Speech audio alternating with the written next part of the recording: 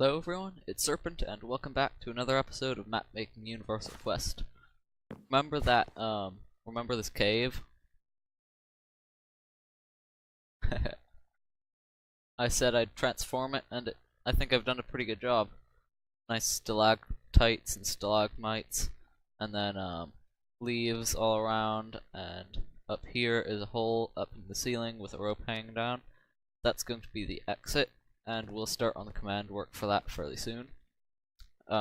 So what I want to do right now is just turn off my night vision and see how this room looks without that. I don't anticipate much, I must say. Let's see. 2, 1, and blackout. Yeah. Not a whole lot of lighting in here. So on YouTube it's probably even worse. However, I'm going to basically let's see if I can manage it. I want it all to be lit up by spooky redstone torch eye because they're nice and gloomy.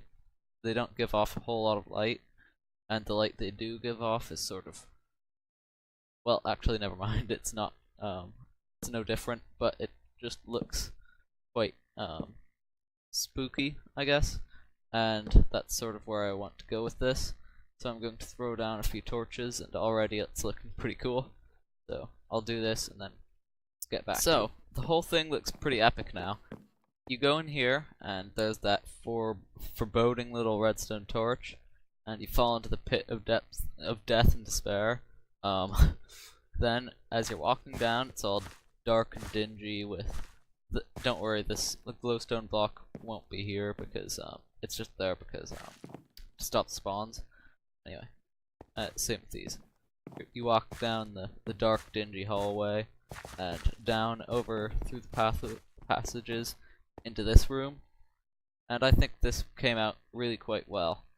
Then you go down this rickety old staircase, and Orgoth's speaking at this point. So you'll be listening to that, and then once you defeat him, that's what we're going to do now. That's where this little dark, mysterious hole with the rope coming out of it comes into play. And what will happen is that when you put the boots on, this rope will come down.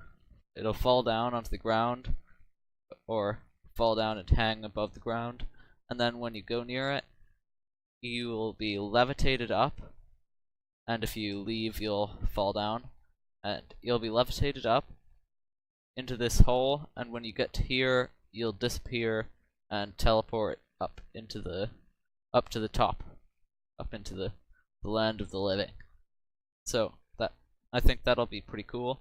So at this point what we need to do is hook up that little command block that we did last time, and we need to put it in the hold on, 210, and we need to take the output from this and put it into a hang the rope down sort of circuit.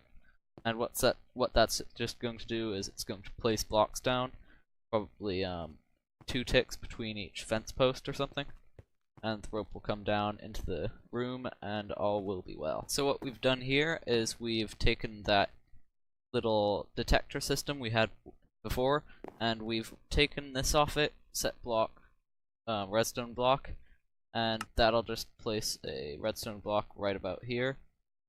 Then that signal that will give will go into this chain of set block fences, and we've got 13 of them.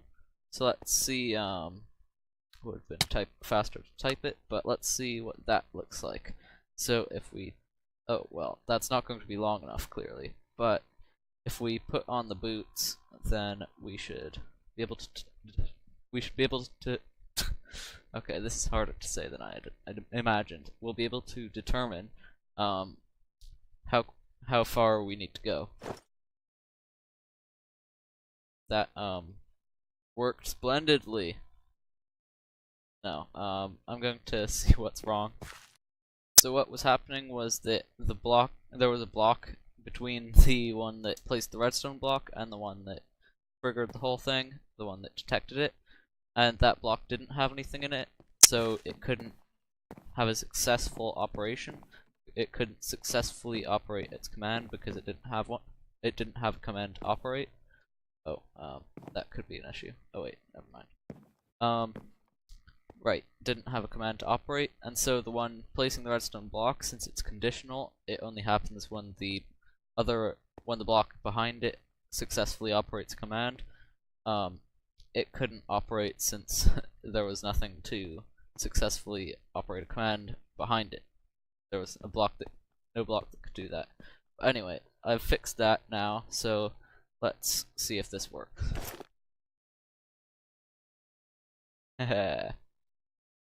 Pretty nifty, pretty nifty. I'd say we need to go down another 15 or 16 blocks. So I'll try and do that, and I'll do it, but it'll take a while. So I've added an extra 15, I think, and if I put these on,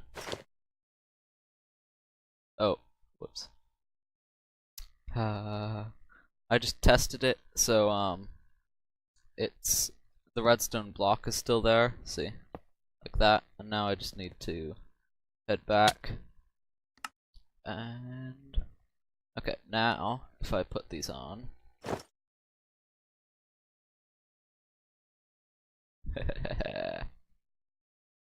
pretty cool, eh? So now what we want to happen is we need some detecting command blocks that will give you levitation when you're standing near the rope. So if you're, I'd say, in this block, because you will be when you're touching the fence. You might even have the yeah, your X, Y, and Z coordinates even change if you're that far into the block.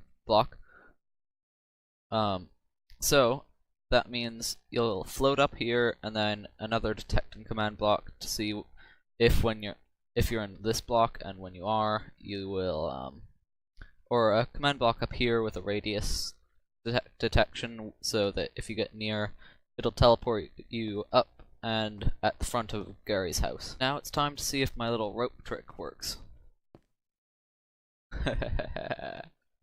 It would seem to. It would indeed. So, we back off a little, fall down to our deaths. That's exactly what we want. So, as you can see, I have, well, I'll just go to the command block, just a second. So over here is the command, and it is execute at all players on them, test for all players at, or any player at, no, it is all players, at the X, Y, Z coordinates with a radius of 1. These are the coordinates of the rope, and the Y coordinate is that of the player, since you don't want to be, you don't want it to only work at the bottom of the rope. And the way I got this to be the Y of the player as opposed to the Y of the command block is by making it a /execute command. So then that goes into this effect at B levitation 1, 0, and I think I'll lower this to 0.50. That's the time right here. This is the amplifier, and I think I'll change the amplifier up a little too, so maybe let's try 2. And if we go back now and go to this thingy, hello? Hello? Okay, I've messed something up. Let's see. What did I change? I don't think I changed anything there. Oh, 0.5 is not a valid number. Okay. How about that? We haven't run it yet, so let's unconditional, and 0.5 is not a valid number either. Okay, fine. We'll just do 1. Good, and switch it back to conditional. So now you saw that was a little bit faster, I think, but I want it a bit more, maybe 3. Let's try that. Head back over to the rope, and there we go. We want to be able to climb the rope in a decent amount of time. We don't want to spend ages. So now we're climbing the rope. And I haven't actually added anything up here yet, but we will, don't worry. There we go. Okay, so the next thing to do is to add a command block up here, a repeating command block, which will turn it to, which will teleport you up. So, I'm going to grab my Twinkle the Torch and get ready. So, oh, right, there's a bit of an ocean up here. Hence the lack of an actual physical exit. Also this is way cooler. Way cooler. But anyway, here's the top of the rope. So if we, oh, lag. So if we pop a repeating block here, not that one. Well, actually, yeah, sure. Test 4, closest player. X equals so now the coordinates x equals that, y comma y equals that, comma z equals that, comma, and r equals, this is the radius of the bubble it's testing for in, and the radius will be 5. Let's see if that's enough. We want it to be about where the top of the rope is. So now I'm guessing, yep. So we put the chain command block. Good, set that right. Chain command block to conditional and teleport closest player blah blah blah blah, or rather blah x blah y blah z. There. And now found serpent dagger. Yeah, that'll be good. So I'll access that command block later and fix it. So that's cool. That works. And what we need to do now is, apart from putting coordinates in it as opposed to blah x, blah y, blah z, we need to take this rope and turn it off so that when it's not a rope, we don't want to be floating, if you get my drift. Then the way we do that is we go to my little command block room, and we actually don't even have to leave this. We just turn this to needs redstone. Then over here we want another repeater like this with a command block that will place a piece of redstone right here. So set block redstone block. I spell good. Like that. And if we just copy paste, now when we lower the rope, the rope will lower all the way down, and then when it's fully lowered, this will activate and you can climb up the rope now. Sob. I was cleaning this area up, cleaning commands up in here to prepare for a playthrough to make it easier to reset. And I picked up the Orgoth block, broke it here. I had it in my inventory as a plus NBT block. Then I thought, oh, I'm going to add the kill stick to my Shift 5 command block inventory. The Orgoth block was in my hotbar, and I pressed Shift 5 to get to this inventory. Pop. There goes the Orgoth block.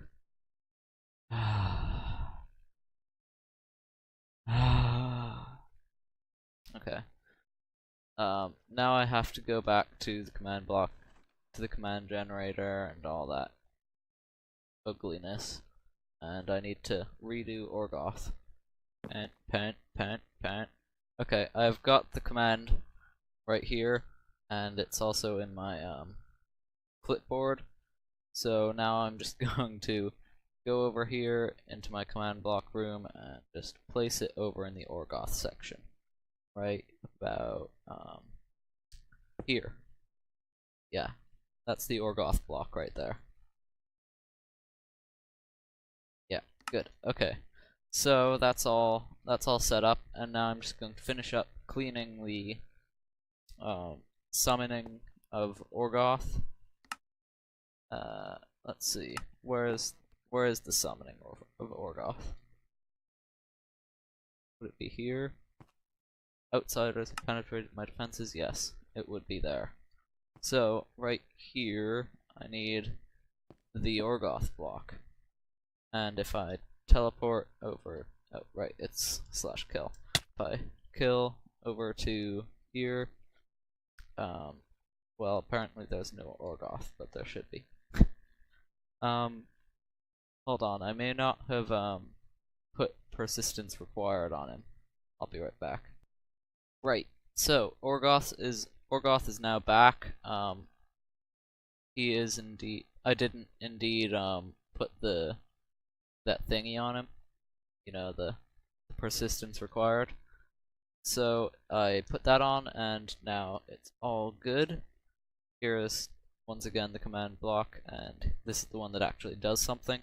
So if I reset that, then I can go to /kill, and now I'll be in the middle of this room. And if I fly through that doorway, it'll all start. So I guess I have to go around.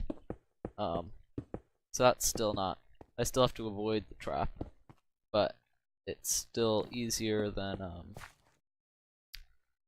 what it was before. So what I want to do now is just do a quick playthrough. So I'll get ready for that, and then I shall do so. At this point in the game, what they'll have is some leather gear likely and a wooden sword, because that's your starter gear, and I don't think they'll probably have anything else. So if we go in here, it already said, in case you were wondering, the house seems deserted, but you decide to give it a better search.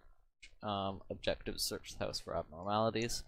And what we do now is we go around and we search the house for abnormalities. And that involves going in here, and we see, oh, a sharp quill. Oh, some ink. The rest are just more sharp quills. And then we see this, and think, oh, that's nifty, but where do we go from here? Examine. Boop. And now that door's open.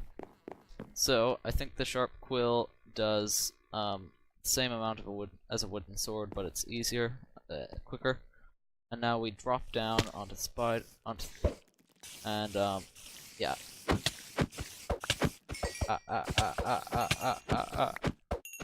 Okay, that wasn't as difficult as I imagined. Okay, so what we do now is we progress through this maze of stuff, and here is a skeleton spawner that we may want to break sometime soon. Come on. Yeah, okay. Now we've got some of this, some instant health, That's all good. Over here is another spawner. Good to let this one spawn just because. So, spawn away, good fellow. Hello. I think the reason it's not doing this is because I left the building just now, and it had just spawned at that point.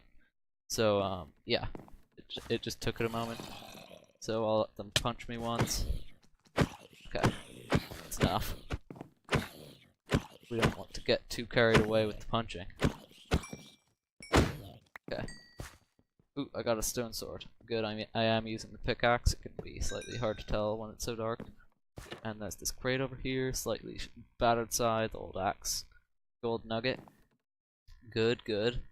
So, what we want to do now is organize a little, since we can do that. So, 5 damage, 11 damage, but bad durability. Sharpness 3, I think this is bad, and this is good, and we still want our sharp quill. Okay.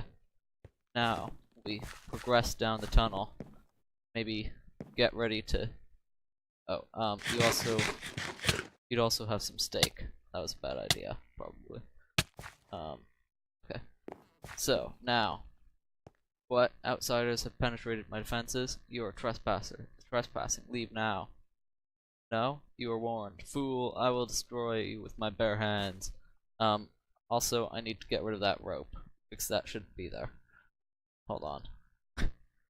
I forgot to take this out after the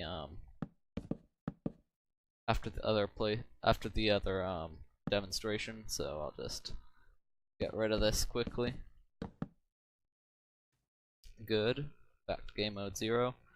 So we now beat up the Orgoth. Oh wow, he's quick. That's a little see, this is why I didn't want to well, that was a bit easy. But that's why I didn't want to have to redo the command, because I got that quickness wrong. But anyway, now we have a protection 2 diamond helmet, a protection 2 iron chest plate. Oh, right, that should have thorns too, not protection 2. See, this is why. I'm going to take some healing now. Now how do we get out? We have to put on the binding boots. Then the rope comes down. Oh right, I didn't reset that. Shoot. Sigh. Nope, I'd been right. It was just that it was just that I had there we go. Woohoo. Sorry, it was just that the command block was testing for Orgoth's fancy boots, not Orgoth's shiny boots. Anyway, leap. Up we go. And okay. So up we go, and then the teleport to blah X, blah Y, blah Z needs to be changed to the front of his house.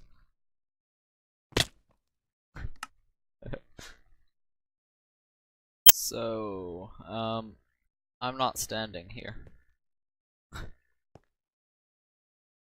I can't move. The command block that I set to teleport me in front of the house, it's not a conditional command block. So it's just happily teleporting me here every 20th of a second, and I can't move, run. Luckily, there's a magical program called MC-Edit. I'll be right back. And we're back. I can now move, and all is well except for all the lag, which isn't a huge problem. Anyway, oh, not flying. So, I did end up figuring out the coordinates, and I've got them. If I can get to the command block through all this lag. If I fly there, will Orgoth appear? No, because I already did. He already appeared. So, what we need to do now is replace the command block that I just broke with MC-Edit, and do, well, first right there. That's good. And then /TP at player, close player, paste, set paste. Huh. Right, I remember now. The number there was my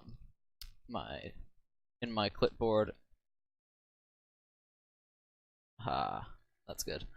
The number was in my clipboard until I decided to be smart and make a backup of my world, and at which point I copied and pasted the folder. So, if we now reach the top of the rope, which we can do, so there, we teleport.